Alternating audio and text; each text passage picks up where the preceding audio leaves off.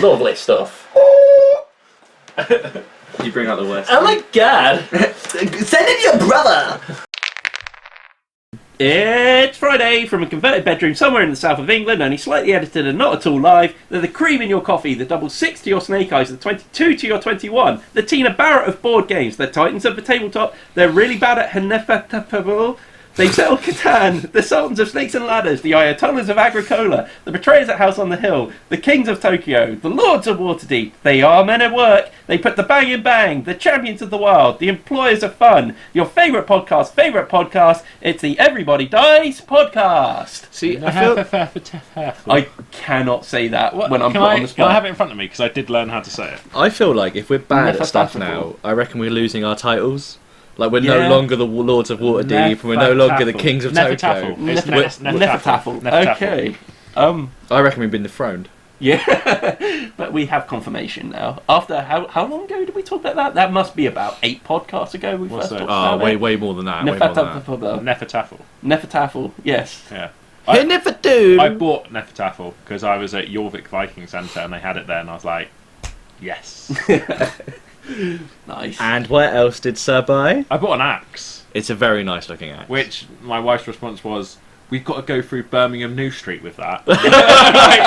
What else would you carry when going through Birmingham New Street? If you've been to the Midlands before, you know that an axe would be something handy to have. Yeah, exactly. 100%. They're literally animals. And Cool. they're coming from the north, so double useful. How long's he been back? We'll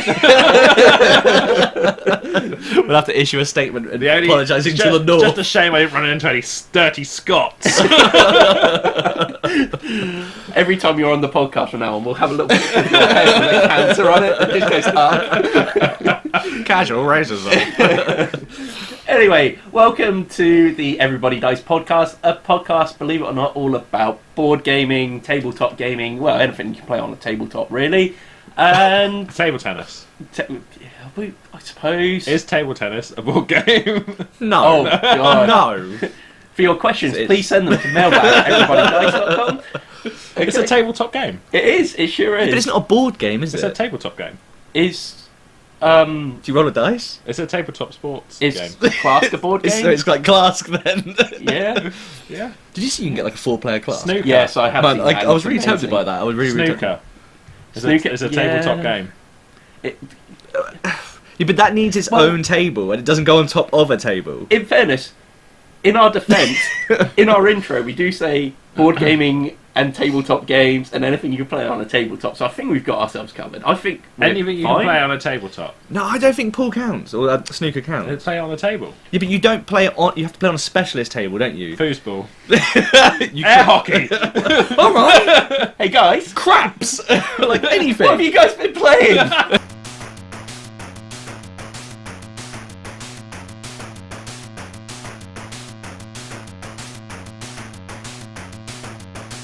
Pool. Tabletop tennis.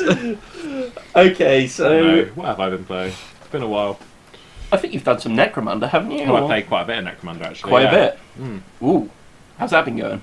Yeah, it's good. It's more practice games, getting the grasp of the rules, and just faffing generally that we've been doing. So we've got a campaign starting.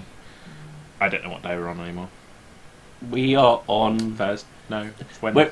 We're on Thursday. This will be going out on Friday. Okay, so Wednesday next week we're starting our campaign, Okay. which I guess I should prepare for in some way, shape, or form. I bought £100 worth of terrain. Cool. Bottle caps. You can actually see that on our Instagram account as well. We've Yeah, got pictures of They're it. little snippets. Yeah, they're Yeah. quite nice. It's a lot of terrain. Yeah. I went Very hard. hard. I went in really hard. I just wanted to have like a proper table, and I like it. It's good. Lots of stuff, and I've also started buying terrain for my Infinity. I feel stuff. so as It's very cool. Yeah. because I've been building and painting all the GW terrain. I feel like a proper elitist. Oh, I've God. got Andy going, "We should buy some MDF terrain." Very much an Andy voice. That's pretty good impression. It's spot on, actually. Yeah. Yeah. 9 out of 10. We should buy some more terrain.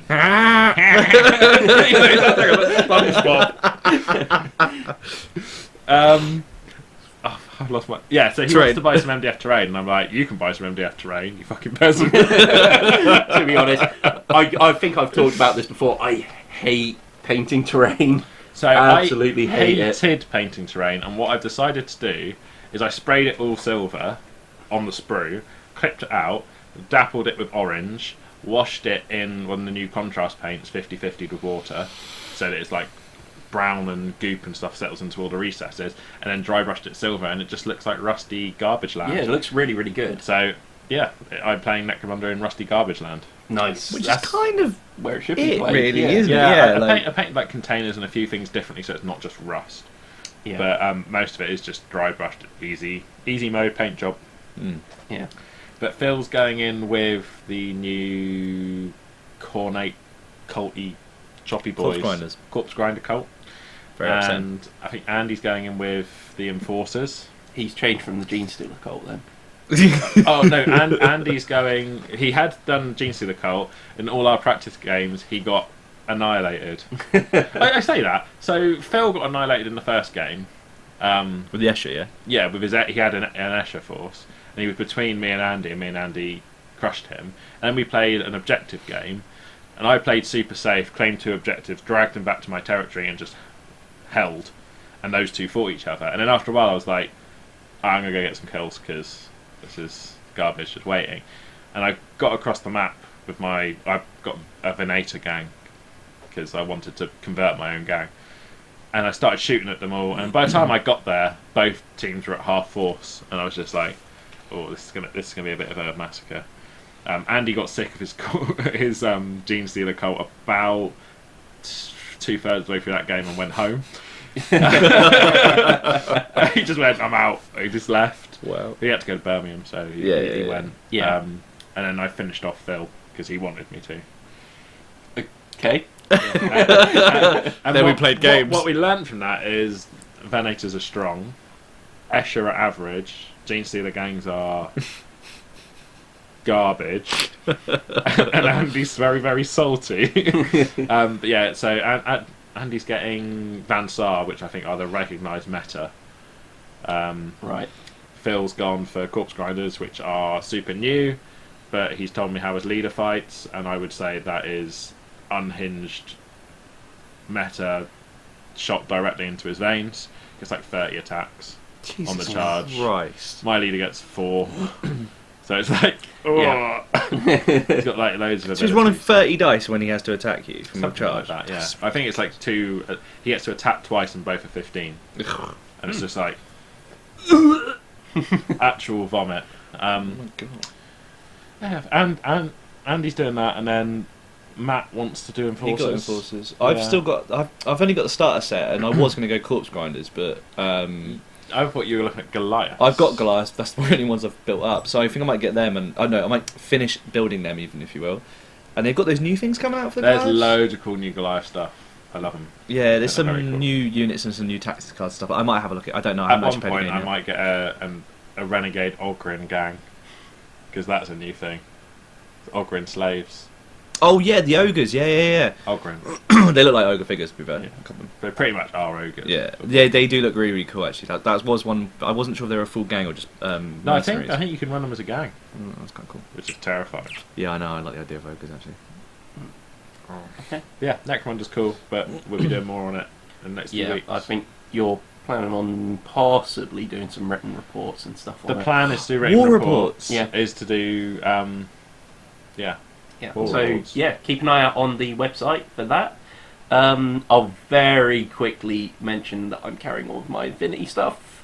I've painted I've painted a full 300 point army for Yuching now. Nice. And I'm very close to finishing off my Hacker Slam lot, so I can start a few little skirmishes and stuff like that. I've been reading up on the lore on a lot of them and realised Yuching are scum. Absolute scum. So the 2 things I wanted to talk about was 2 different types of the units that I've got. I've already talked about the Hessian warriors being pretty much judges from Mega City 1. Yeah. There are 2 others. There's the Guilang, who are basically, after they've done their basic training, they're just dropped into Arctic conditions for 8 months, and if they survive, they make it into the Guilang. That's pretty cool. I think they're given supplies. And then the Dao Fei, who I also have, are basically, I don't know whether they're given any basic training at first, but are just dropped into hostile territory with nothing, no food, no weapons or anything, and expected to survive for 2 years. So they basically have to kill their way into supplies and things That's like crazy. that, and weapons. Just the lore of it is just, Or they could sign up and yeah. eat them from the inside. Yeah, but it's just like the U team are just horrible, horrible people, it seems like. It's...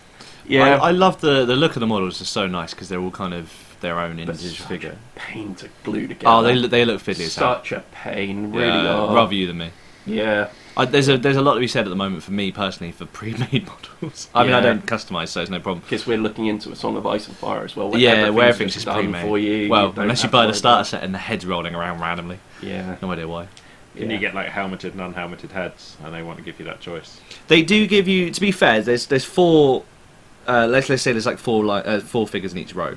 There's 3 sort of sets of those figures in different poses. So the way you kind of stack them around, they do look different.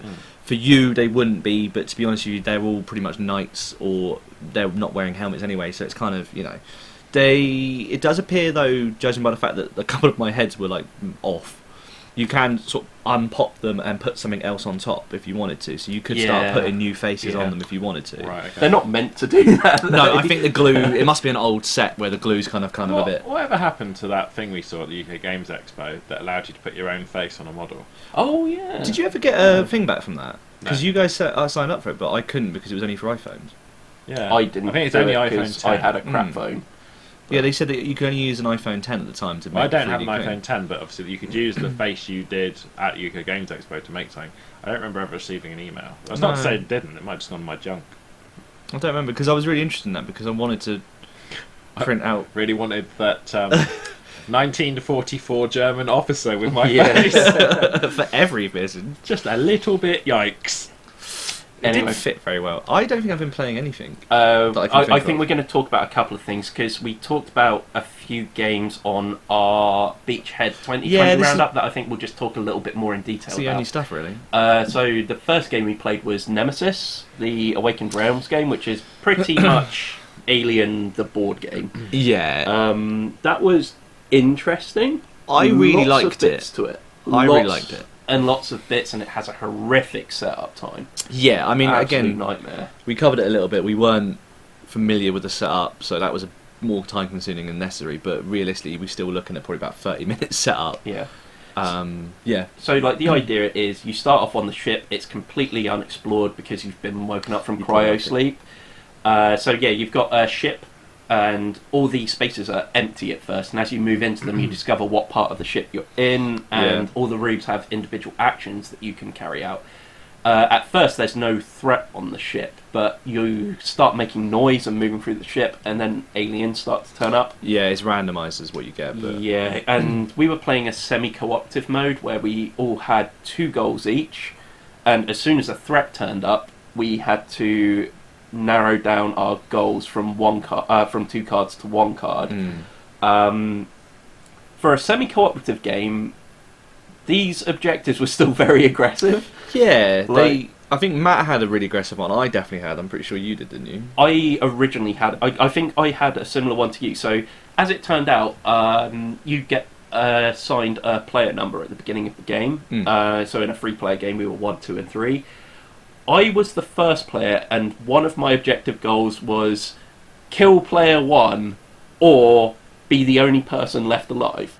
So Yeah, which wow. mine was kill player 3 or be the only person alive. So it was a real... and you were player 3. Yeah, so it turned out we both had the same goal. which in was the really game, weird. So which I was- died and was like, did I win? But I think it defaults to the other one, it doesn't defaults to the other one if you are that player. I got rid of mine, whereas you kept your one, which as your goal in the game. My one ended up being I had to escape the ship through the escape pods with at least 7 items as a hoarder. Yeah. The problem with that is you can't escape the escape pods are locked until you initiate the self-destruct sequence, and it gets so far along its list, it's like timeline. So again, I was trying to screw everyone over by initiating this self-destruct sequence. And Matt's was something about he had to have collect an egg and then get back into the cryo sleep, which the cryo sleep chambers open up a second time about 3/4 of the way through the game. So what was really funny for him was obviously he knew he was going to win, and then one of the most beautiful draws in the history of draws, he pulled the queen. Oh. So the queen landed where he would have been, and it had ridiculous attacks, and he was just like, "Yeah, right, that's cool." Yeah. So he was pretty much done with his objective. He was just standing on a space and just waiting, and then a queen turned up on it. It's the amazing. queen. And it was something like if you had eggs on you as well, it was even more. He was like, "Oh." Yeah. But there are hundreds of ways to die in this game. Yeah. Like, I mean, I ended up dying because I was infected. So you have like a card deck, which is kind of like your hand, and when you pick up contaminated things, you end up getting they get thrown into your deck, so that you can't do anything with them. You can't use them to pay like resources, so they kind of just hinder you.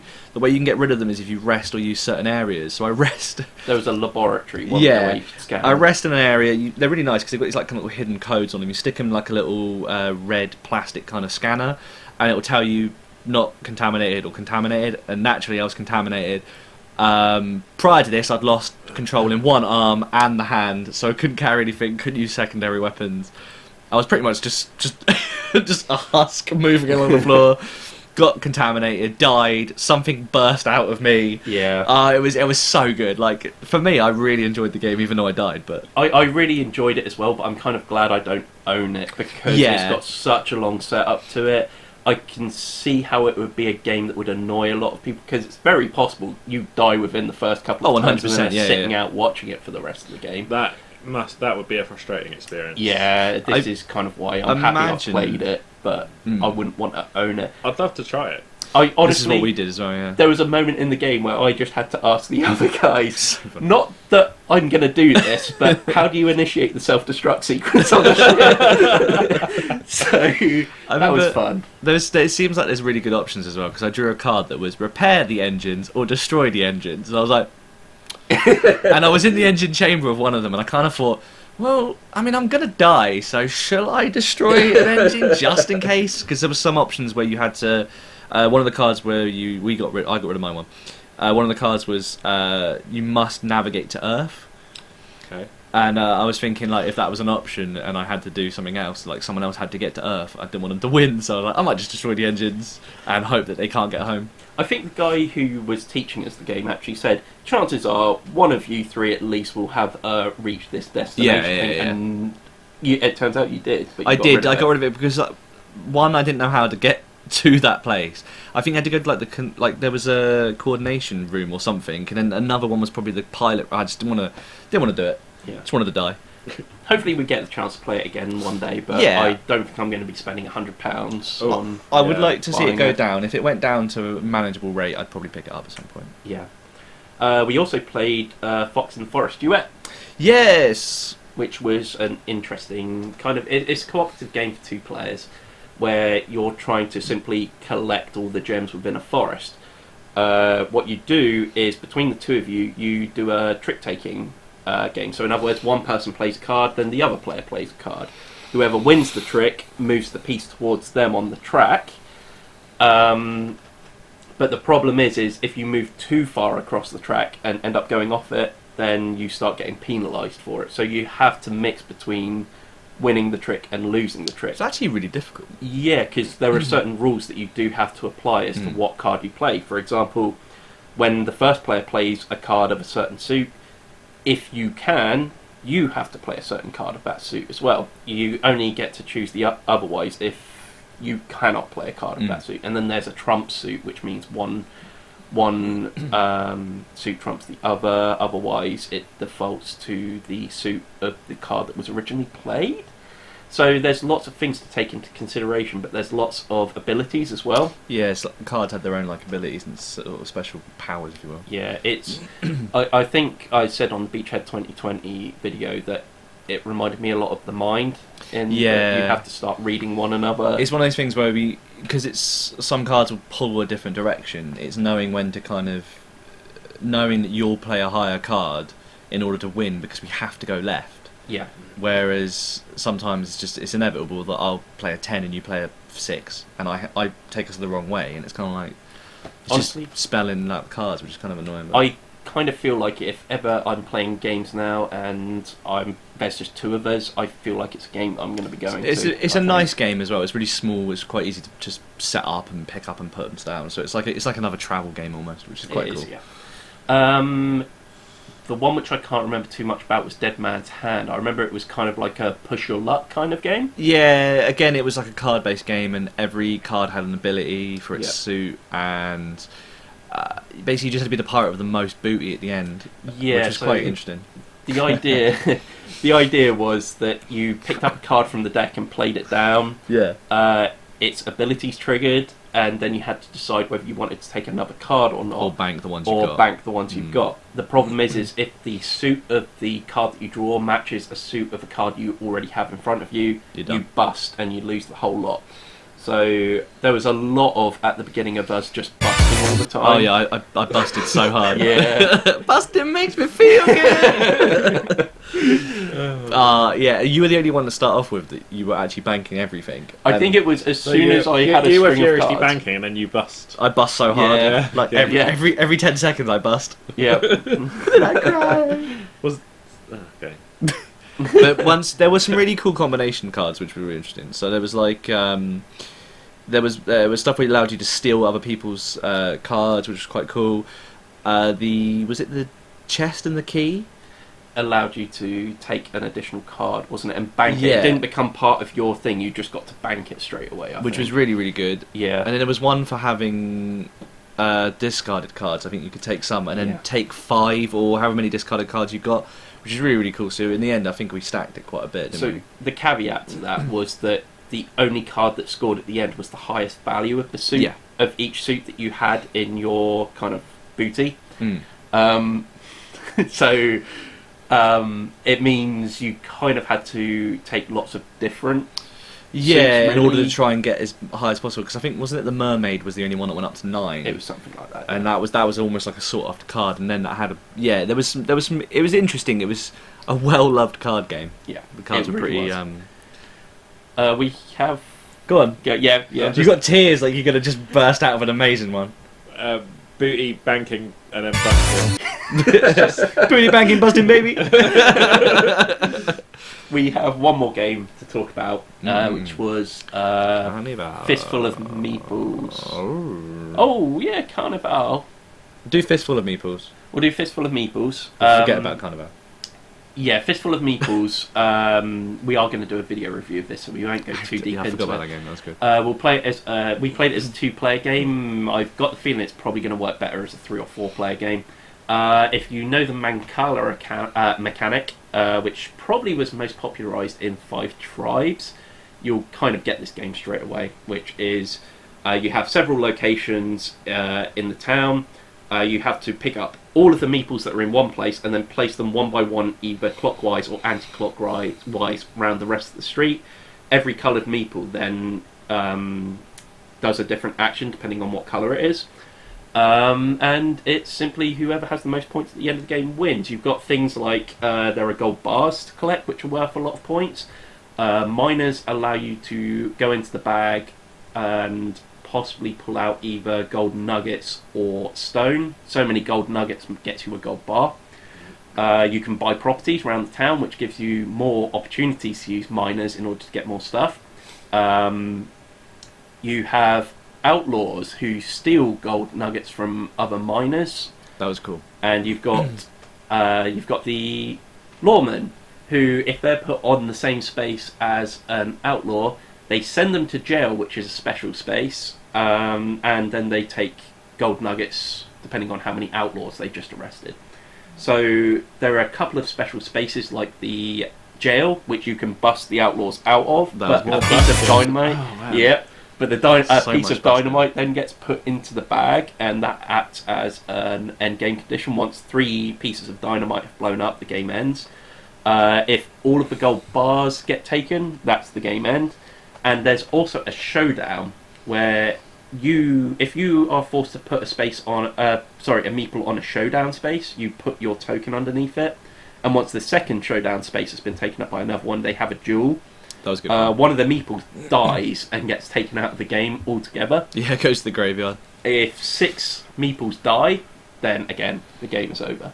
Yeah, that was quite good. I thought it was a really fun game. Yeah, it was fun. I think I'd like to play it again because I don't think I grasped it the first couple of times. And the first also, time in a 2-player game, it seems like if one player gets too far ahead early, it's just going to snowball. Yeah. There's no catching up with them. So as a 2-player game, I don't think it works quite as well. But in a 3-player game, you can imagine you can mitigate that by having 2 people gang up on the one person, for example, if they're in the lead.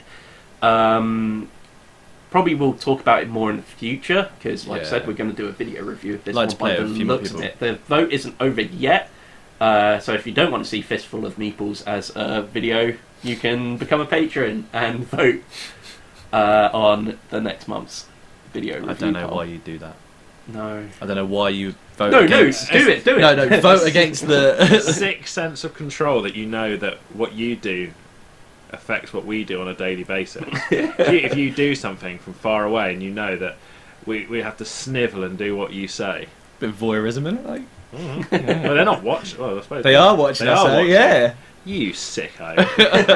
You pervert. Oh my god. Should we talk a little bit about Carnival? If we go over it real quickly, we'll probably go over this quickly and then say if you want to learn more. We talked about it quite in depth on the Beachhead 2020 video. Basically, it's a skirmish game set in Venice after a kind of like eldritch kind of horror rift has kind of opened up in the sky. Brought on by the Pope. Yeah, so the Pope is the bad guy in this game, which is, that should just be, you should buy that straight away. Historically, popes have never done anything wrong. It was weird, a little vein popped on the side of your head there when you said that, almost like your mind was trying to stop you. Or that you've been personally wronged by the Pope. Basically, the game was really, really fun. Really nice miniatures. It's a game by TT Combat, so we played like a sort of quick kind of tutorial kind of game.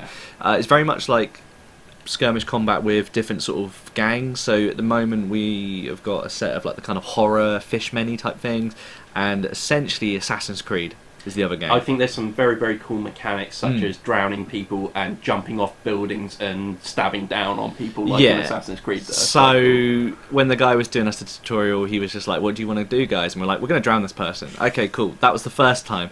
Pretty much every move by the fish dudes was drown someone. So the mechanic's great. You grapple them, you launch them, you throw them in the water, and then the big dude was like, well, we're going to drown him. So that was really good fun. There was weird mechanics with like movement is kind of fluid, but also kind of if you, like say it's 4 inches and it's like 4.5 you need to go, you kind of just go 4 and jump it. That's very much nice because I've been reading through the rules. I guess that stops arguments, doesn't it? Because apparently it's more of an RPG story-driven game. So if you're just a little out, you wing it, yeah, which is actually really nice because it's more of a kind of like I say, narrative-driven game, which was really good fun. So for instance, the guy who was playing us rolled really poorly, and the negative effect of that was he stabbed himself. Oh, with his bladed oar. Yeah, so all it was he gained a wound, but because it was a bladed oar, he decided that he'd stabbed himself in the leg. So that was kind of interesting. It was nice to kind of throw that extra little... bladed oar. Yeah, he's a ferryman with an oar that's got a blade on it. Yeah. Oh, that's my next D&D character. Honestly, check out some of the a monk dudes. with just an oar. So the characters are great. There's like a doctor's guild. There's a vampire guild. There's this crazy beast kind of like, I think it's part of the scientists, but they've got like beasts and stuff like that. The miniatures are really, really nice sculpts. They're kind of like a kind of weird resin, I guess you could say. It looks fantastic. The one thing I have been sort of looking at was one of the guys that was sort of taking us through it. He said that the rule book itself is pretty much 8 or 9 pages of rules and the rest is all fluff. Turns out it's 156 pages of backstory, fluff, That character is my stuff. sort of game. Honestly, it's crazy. And then it is about 10 pages of just Loads rules. of absolute garbage story to walk No, through. but it's and listen. amazing. That's what I want. That's what Honestly, I want in the game. It's because it takes a you huge through. world. It takes you through the whole reason why the Pope did what he did, how these horrors have come through, how it's affected the citizens. Honestly, I was flicking through it going, I imagine His "Jeez." Holiness did it for some sort of divine and special reason. Yes. Chapter 5. Okay. But Shall we move on to some news? Yes. Is this news? Is new releases news? Yeah. Yeah, that's news. Yeah.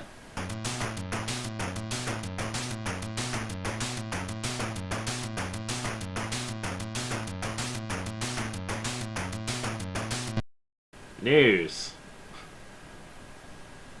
News. Sorry, it sounded like you were This going is the to follow up news. with like a. This is the news. I have a new release. Yeah, but if it's news, then we should do the thing where the thing happens. and Yeah, then- but that happens magically. No, I thought we brought a bit of cardboard out. No. We've gone super high budget since you've gone. News.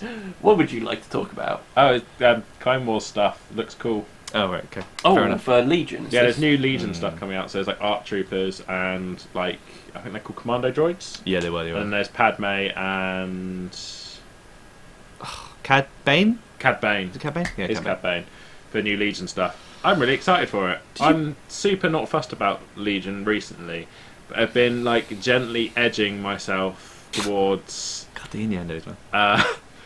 towards the Clone Wars stuff, thinking, oh, I do like the clones. I was thinking I'll wait until there's Phase 2 Clone Troopers because I think they look cooler. Well, as in like Episode 3 kind of stuff. Yeah. I like that look a lot better. I was thinking, oh yeah, I might get some Clone Troopers for that. And then I saw the ARC Troopers, and I was like, Ooh. So I'm guessing Nice. they'd be similar to the Scout Troopers and the Specialists, where you can pick them as a two-man I team guess, or not. I guess so. Yeah, they were. It's a really cool concept because you could have them as a full squad, Yeah. or you could set them off as two specialist units with like one had a demolitions charge and a sniper rifle or whatever. Yeah. And like those kind of, you set them up as cool little units and stuff. I mean, more importantly for me, the models look great. Yeah, they are And nice. I'm starting to perhaps maybe look at Legion again, but not. It's something I would like to go back and play. Like, I think the reason I stopped was because no one really had interest in it. I know you bought some stuff originally. This is it. I haven't played Legion because I've got no one to play Legion. Did you ever play it at all? I played. You taught me how to play. Yeah, it's And a that's very it. simple game, which is actually really, I mean, we played it once played it before. once, yeah. It's a really super simple game. It's just, I think, other stuff got in the way. I assume you can play Clone Wars Legion stuff against Galactic Civil War Legion stuff. I imagine it'd be the same as X-Wing. You can have Yeah. whatever faction you want, and then you just I make didn't know it up whether as you there was go. a balance problem.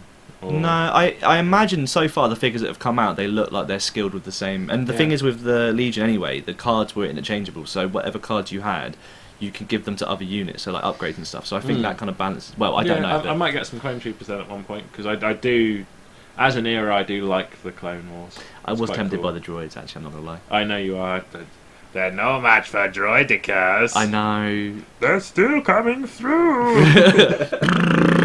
Yeah, I don't know. I want super battle droids as well, to be fair. Yeah, they're not out yet, though, are they? I don't think so. The B2s. I think they said they're going to be bringing out the gunships as well. I think they said they're releasing gunships.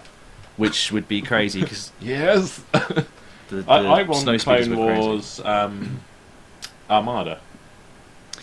I imagine that's on the like that is definitely good. I think they're going to see how it goes with this because you've got it for.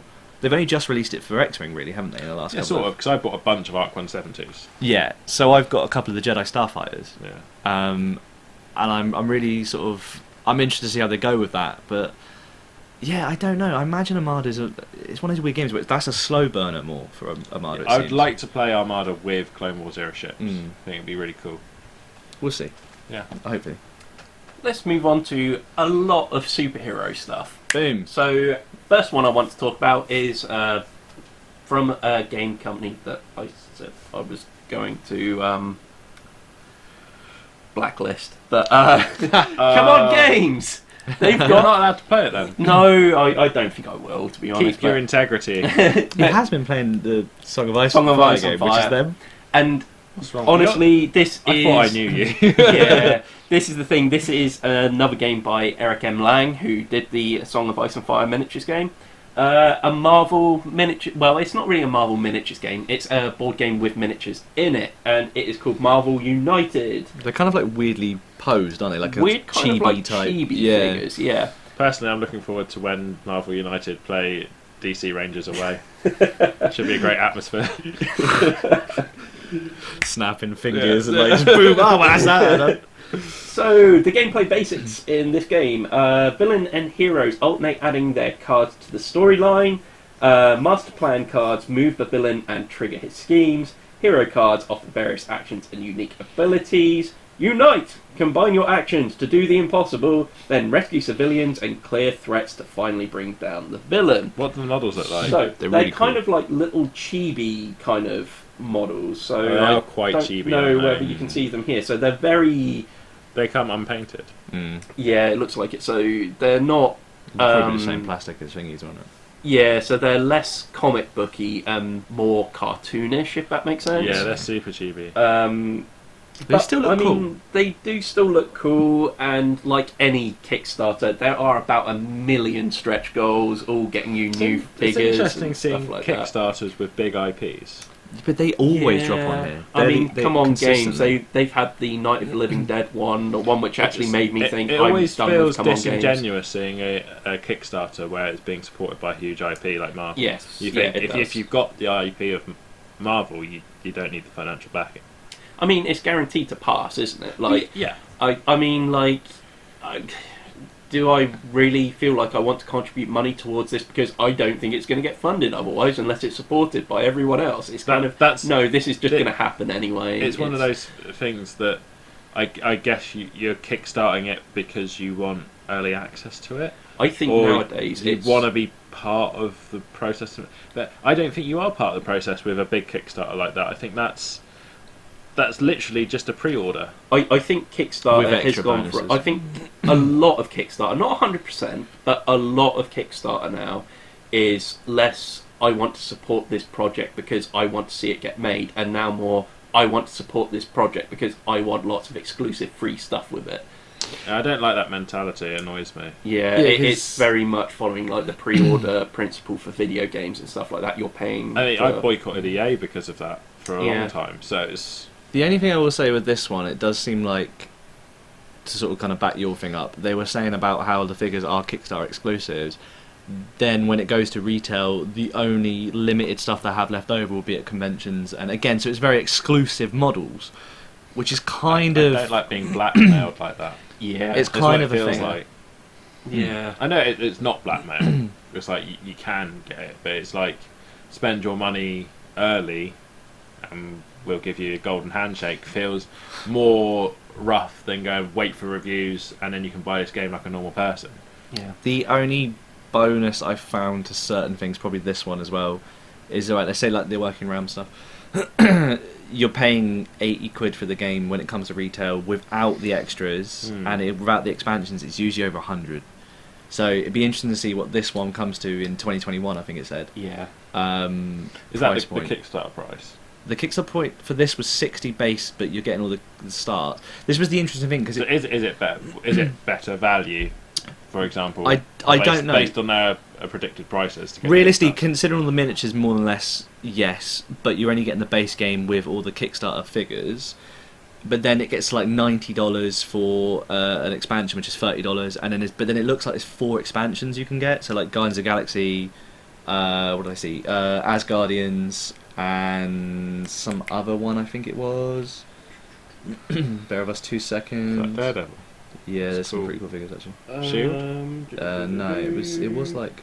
So the Thanos Uprising one is one expansion. There was Infinity. Yeah, the Infinity Gauntlet's one.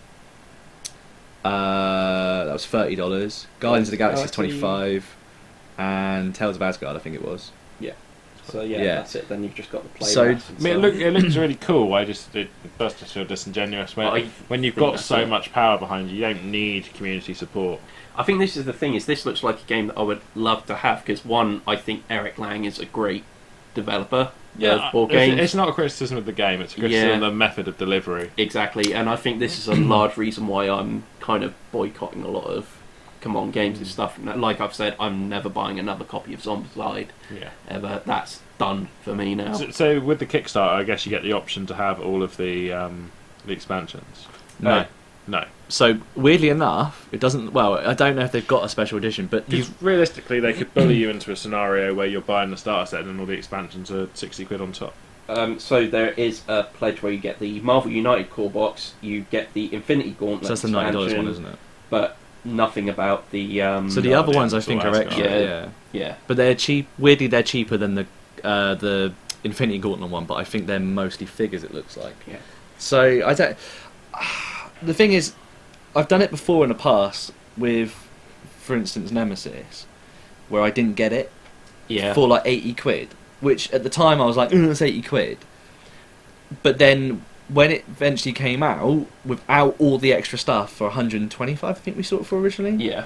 You kind of go, oh man, I'm not justifying that. So I've been increasingly getting to the point where I prefer to get a really good board game with less stuff in it than a big deluxe board game that's okay with a lot of stuff With a lot of bits in it, I would argue as well that should the reviews come out and they'd be good, is it worth paying the extra to know that you're getting a good game?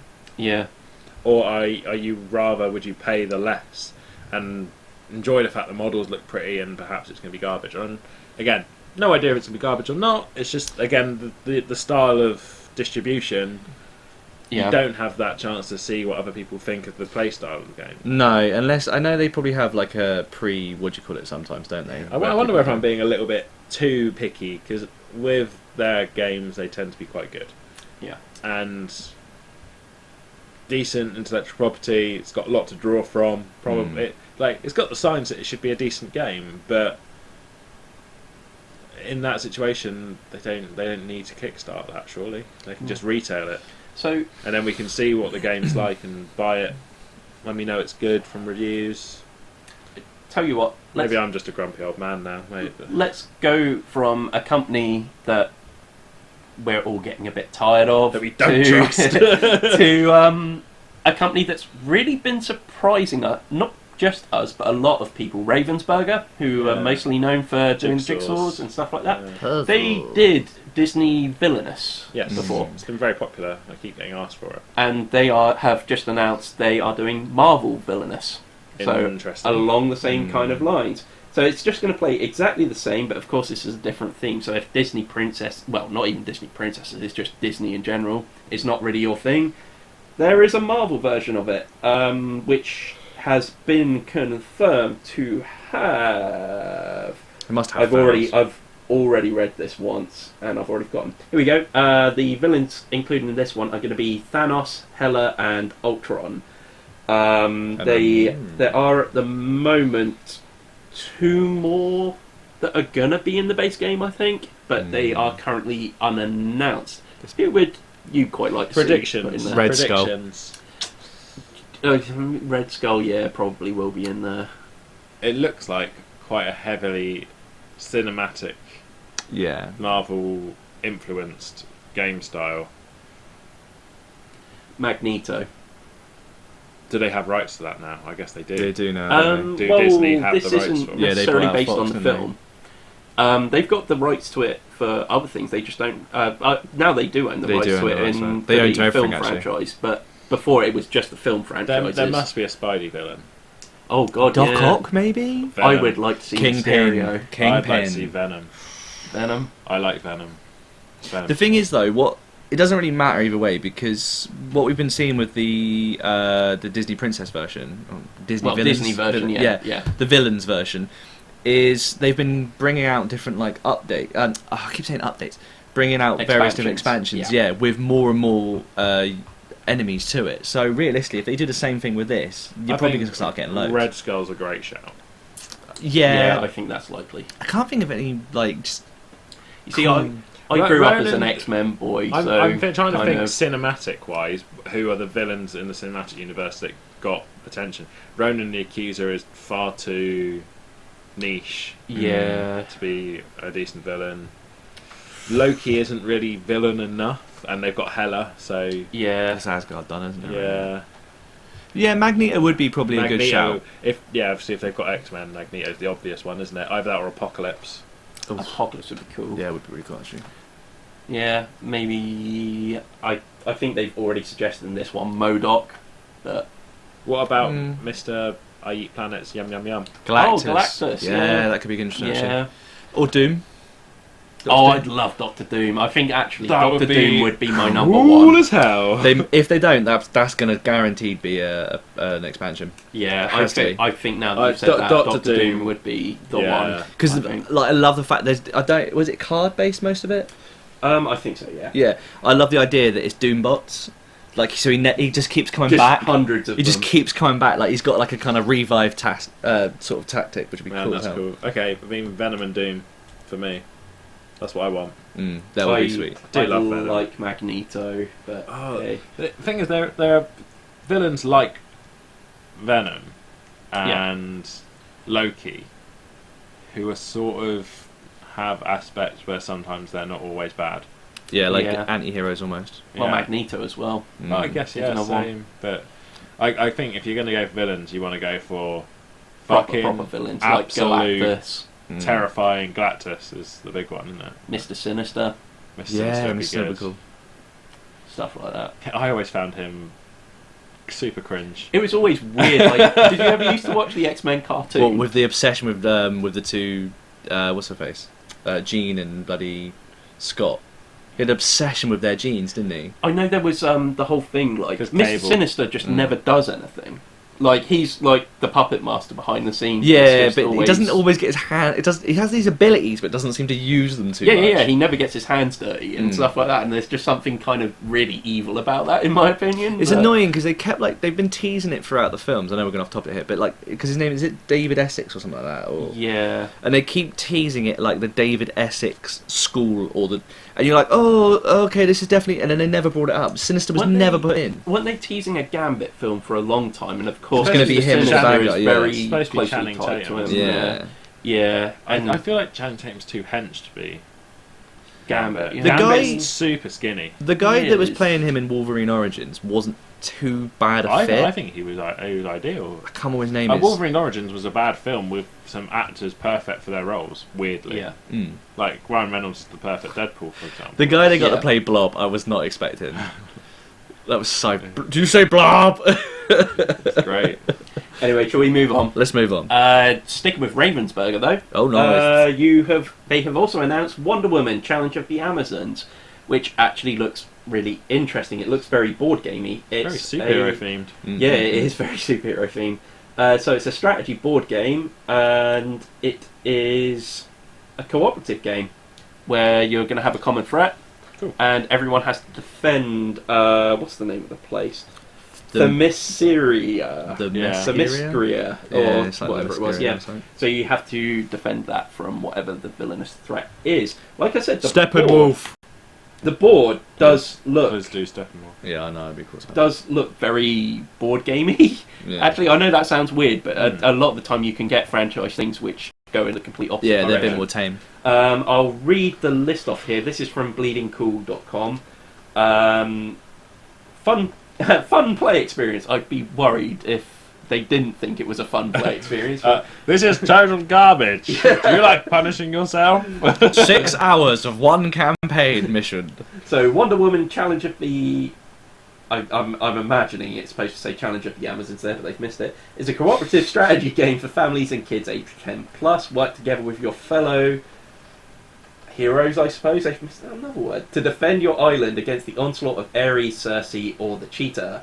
What you get, Wonder Woman Challenge of the Amazons comes with 5 hero miniatures, which look like they're kind of painted gold almost. That's kind of cool. 60 hero cards, 5 hero mats, 1 Sword of Hephaestus, 4 blessings tokens, 8 relic cards, 8 relic tokens, 3 enemy mats, 3 enemy movers, 90 enemy cards, 1 game board, 10 reference cards, 2 tracker tokens, 20 multiplier tokens, 72 marker cubes, and 1 rulebook. And a cuddly toy. Easy to understand instructions. High quality, easy to understand instructions. Make it easy to start playing right away.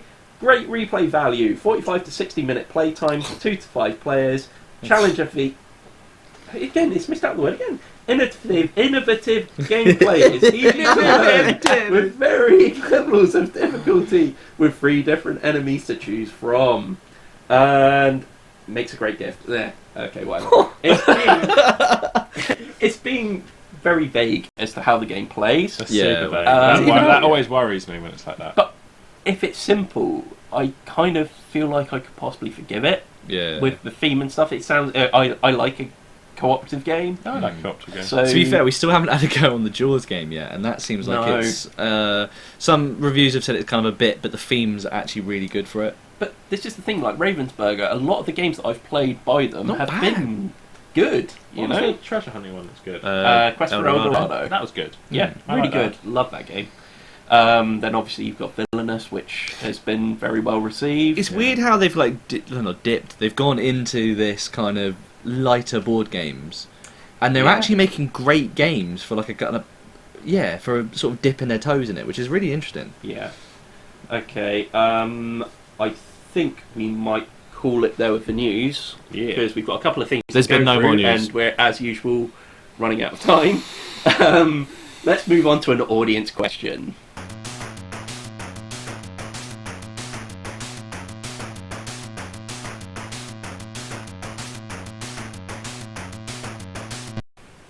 Okay. We have no audience questions, so let's move on to. We do have one this week. Yeah. Hi guys, I thought I'd ask something a little different and was wondering if aliens attack Earth, how do you think they'd do it and how would you deal with it? That's from Matthew Bryan. If an alien attacked Earth, he would take on the persona of a racist man with a toupee, and then he would bid to diplomatically control the most powerful nation on Earth. From there, he would agitate the human race into destroying itself. Hold on, what was the question? I don't know, but I feel like this guy's name might be Ronald Thump. Ronald Trump. But I preferred Donald Rump. oh yeah, much better. But yeah, Donald Dump. Yeah, I would imagine they do something horrible like that. it would be an infiltration deal. Yeah. How would you deal with that? I don't know. I'm not an alien. Okay, fair enough. How would I deal with it? How would you? I think what he means is like, how would you survive it? How would I survive it? Yeah. I don't know. I think I would start by raving politically on a podcast, and then just see where the alien Get the invasion masses, got yeah. out to. Because if it got like really out of hand to the point where it's clearly an alien invasion, you know, I think the most dangerous thing the aliens could do is attack us as a direct threat, because humanity is weird and we hate whatever's closest to us that's not us. So you're saying it would bring everyone together for once, and then unite the nations. If you are a brother and a sister, you hate your sister, and then if the kid next door is picking on your sister, you and your sister will hate that kid. And then if a kid from another school comes along and starts picking on people in your school will hate that school. And then if you're all, say, football fans of one football club, you'll then hate the football club that lives next door.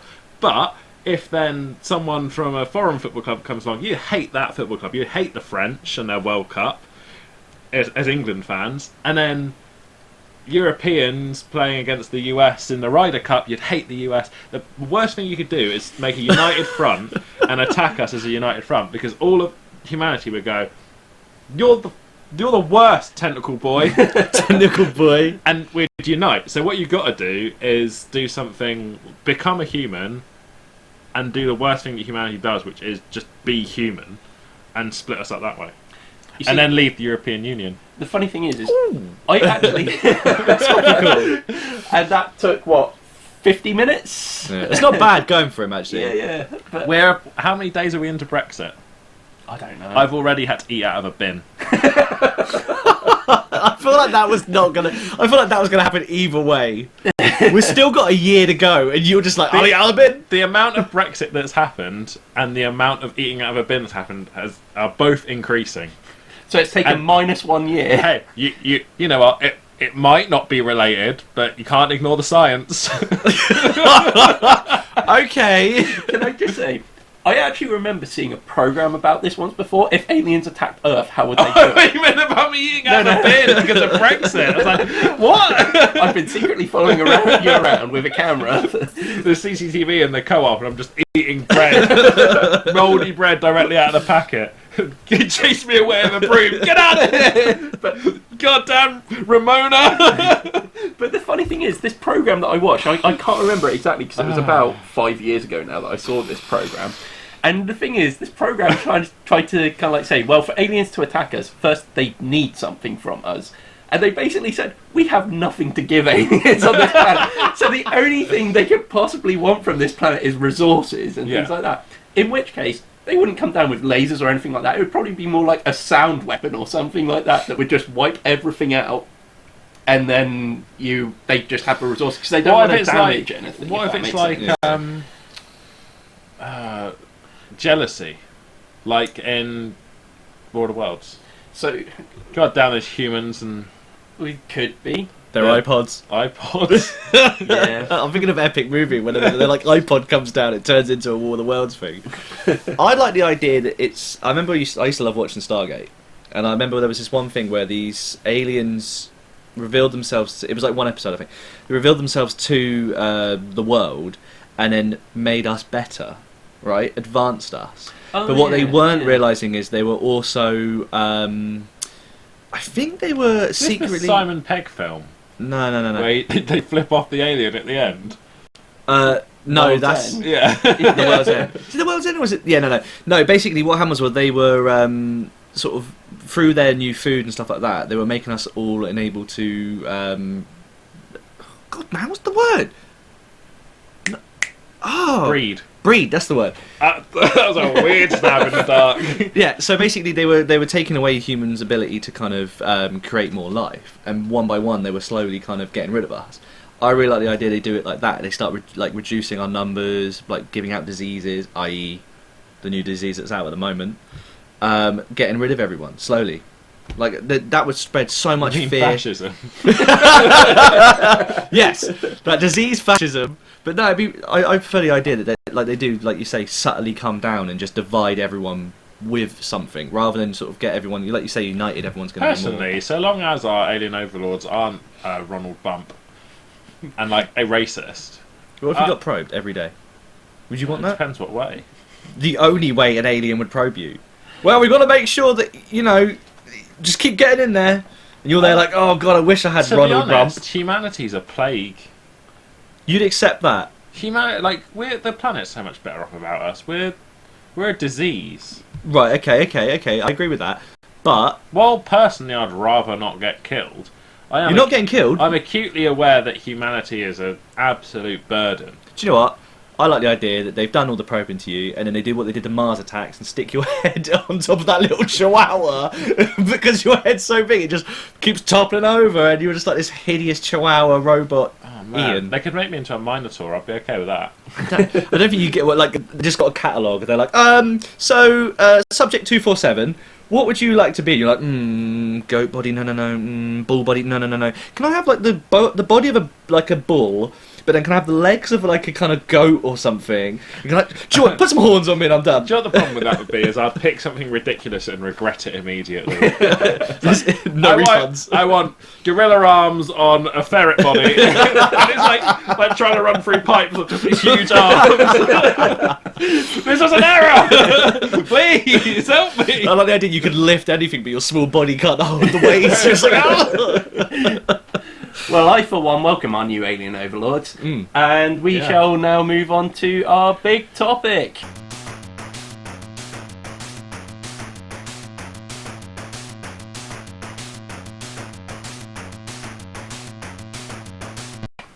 Is a big topic. We've got a big topic. I'm glad because I'm super hungry. Okay, so our The big chocolate topic. bar reference. So bad. Can you even get topics anymore? Oh, yeah. For some reason, I I always don't know why you would. They're the worst. No, I don't think you can. I only know can you? one person who likes them, and that's my What was the father-in-law. And I don't know why you What was in them? Was it like nougat and like? it's nuts. Was it nuts, nougat, and something else? It was like a It's like Snickers, a but not rubbish Snickers. Snickers. Yeah, it was, yeah. I That's tell you right. what, I'm not keen on. Have you have those Snickers crunchers yet? No. Oh, they're horrible. It's like it's Is that why you gave me one at the end of the Big 2020? potentially yes. Basically, they're Snickers, but like a kind of crunch carrot. Oh, it's dead. Is that not I've got just? to admit Is it that not wasn't. just a double decker without peanuts? No, it still has peanuts in it, Yeah. but they're just. It's not. Oh, it's hard to explain. They're not nice. But they're alright. They're not nice. Anyway, our big topic is not chocolate bar related. Our big topic is how do you play mean-spirited games with strangers? Bring chocolate. So, I think bring chocolate. Yeah. So the immediate thing I can think of is playing games like The Resistance, and I think generally it's hard because when you don't know someone, you immediately attribute what they're doing to what?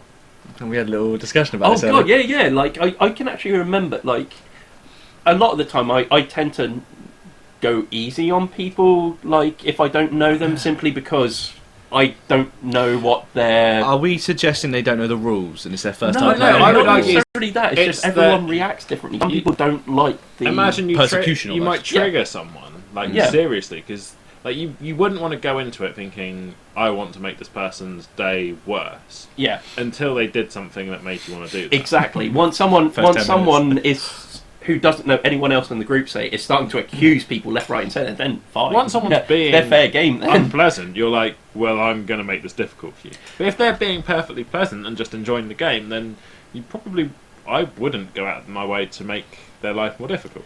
can I be honest though? Like when It makes playing a game like that more difficult, because you don't want to screw over the person you're playing with. so when we first started playing the Resistance with you guys as well, Why are you looking at me?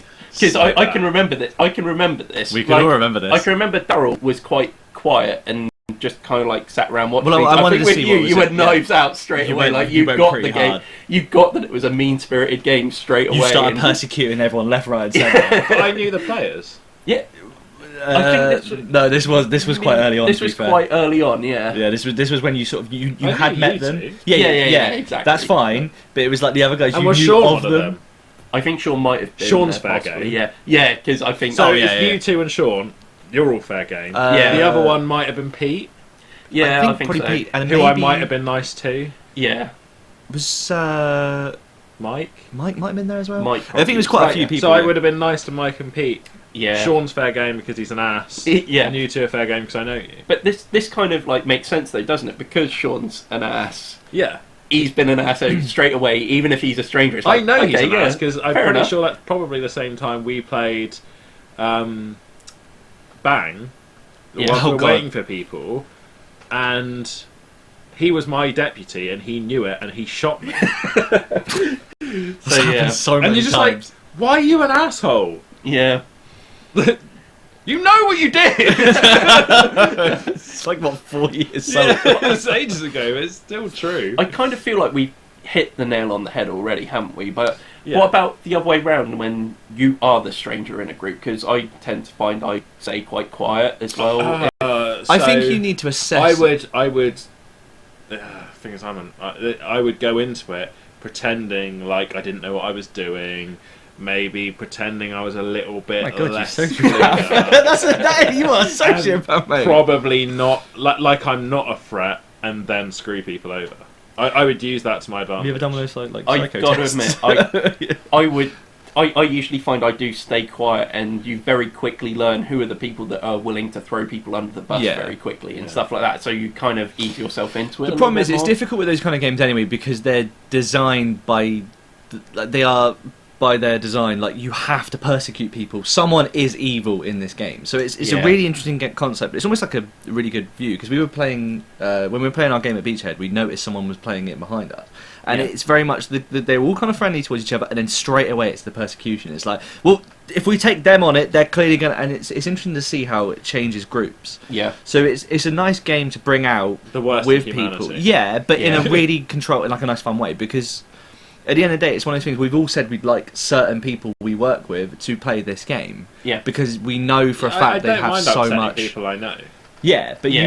you know that you can get away with it. But at the same time, I feel like if it was or people that have a reputation.